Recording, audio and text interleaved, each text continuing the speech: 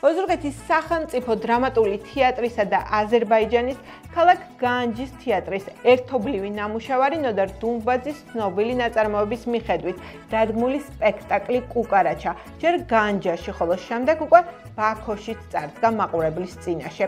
ბაქოს აკადემიური მუსიკალურ-დრამატული თეატრის სცენაზე შედგა პრემიერა, რომელიც პირდაპირ ტრანსლაციით აზერბაიჯანის სამთავრობო ტელევიზიითაც გადაიცემოდა.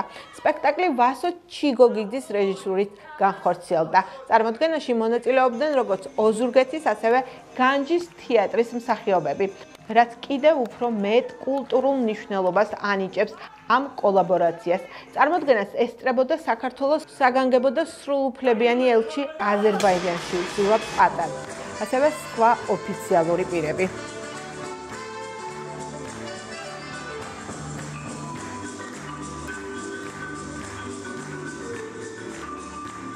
ჩვეულებრივი სპექტაკლი დაიდგა დღეს ბაქოში, როგორც ხედავთ, ყველა ახმოვანებულია.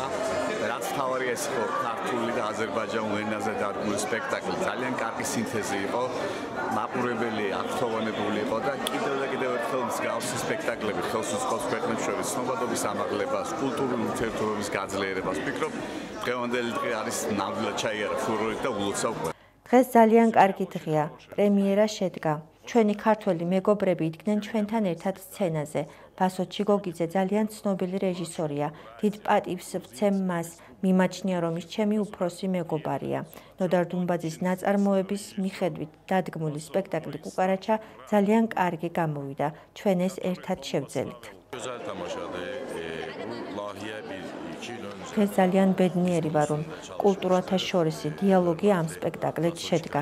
ძალიან დიდი მადლობა მინდა ვუთხრა ვასო ჩიგოგიძეს იმისთვის, რომ ასეთი არაჩვეულებრივი ერთობლივი სპექტაკლი გვაჩუქა, რაც ყველაზე მნიშვნელოვანია, კოპროდუქცია ნოდარ დუმბაძის მეხუთე საერთაშორისო თეატრალურ ფესტივალზე 12 ივლისს იქნება წარმოდგენილი.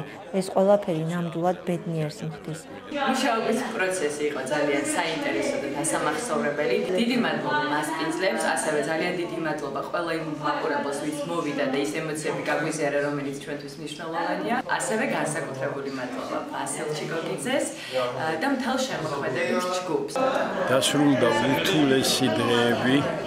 ნამდვილად არ მეგონა ამდენი სირთულე თუ ექნებოდა ჩვენ კოპროდუქციას ერთობლივ ნამუშევარს. იმიტომ რომ თვითონ უნდა გითხრათ, რომ მსახიობებით მაყოფილი ვარ, მაგრამ დაკვირვებული ვარ იმ პრობლემებით, რაც ტექნიკური მხარეს მოყვა.